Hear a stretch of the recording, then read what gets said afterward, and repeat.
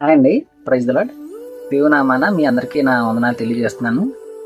మరి ఒక్కసారి ఈ వీడియో ద్వారా మీ ముందుకు వచ్చినందుకు దేవుడిచ్చిన అవకాశాన్ని బట్టి దేవునికి వందనాలు తెలియజేస్తున్నాను.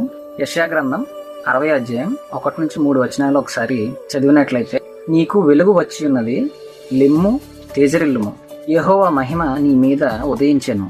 చూడుము, భూమి మీద చీకటి కమ్ముచున్నది, కటిక చీకటి జనమును కమ్ముచున్నది. యెహోవా నీ మీద ఉదయించుచున్నాడు, ఆయన మహిమ నీ మీద కనబడుచున్నది. జనములు నీ వెలుగునకు వచ్చెదరు, రాజులు నీ వెలుగునకు వచ్చెదరు. చదవబడిన లేఖనం ప్రకారం అండి, వెలుగు అనేది ఏం చేస్తుంది, లేదంటే వెలుగు యొక్క పని ఏంటి? చీకటి కమ్ముకున్నప్పుడు ఏమీ కనిపించదండి.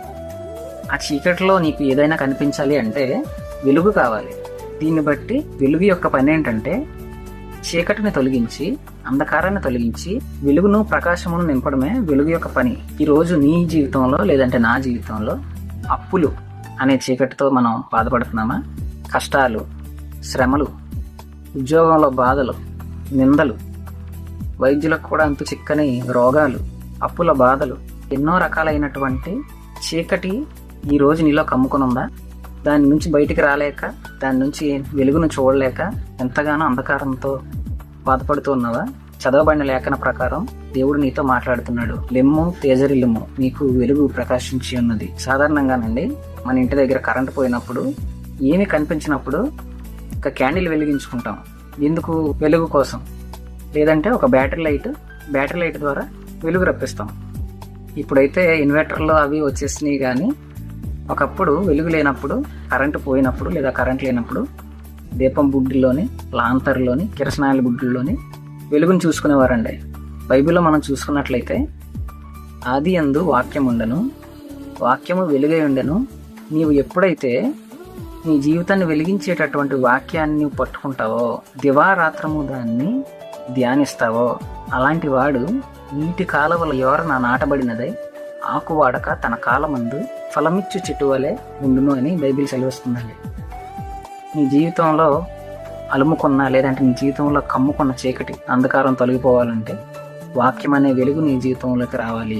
ఏ విధంగా అయితే కరెంట్ లేనప్పుడు కొవ్వొత్తి వెలిగించి వెలుగు పొందుతామో, దేవుని యొక్క వాక్యం అనేది నీ జీవితాన్ని వెలిగించడానికి ఒక కొవ్వొత్తి వలె నీకు సహాయపడుతుందండి. వెలుగే లేని నీ జీవితాన్ని వెలిగించడానికి దేవుని వాక్యాన్ని నీవు పట్టుకున్నట్టయితే నీ జీవితాన్ని ఎంతగానో విలువగా మార్చి, జీవితంలో ఉన్న అంధకారాన్ని తొలగించి ఉదయ కాంతిని నీ మీద కురిపిస్తారండి. ఎడారి వంటి నీ జీవితాన్ని సారవంతంగా మారుస్తారు. జీవజలముతో నింపి నీ జీవితాన్ని తృప్తిపరుస్తారండి.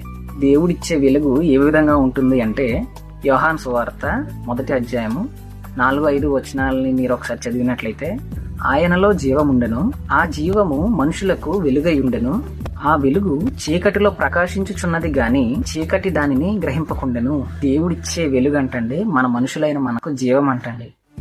ఆ వెలుగు చీకటిలో ప్రకాశిస్తున్నప్పటికీ చీకటి అనేది ఆ వెలుగుని గ్రహించలేదండి. అంటే చీకటి ఆ వెలుగుని తీసుకోలేదు, ఆ వెలుగును దొంగిలించలేదు. అటువంటి గొప్ప జీవము, అటువంటి గొప్ప వెలుగు దేవుడు నీకు నాకు కూడా దయచేయునుగాక. అటువంటి గొప్ప వెలుగు, అటువంటి గొప్ప జీవమును వీడియో చేస్తున్న మీ అందరికీ కలుగులాగిన ఈ కొద్ది మాటలు మన వెలుగులో దీవించునుగాక. ఆమేన్.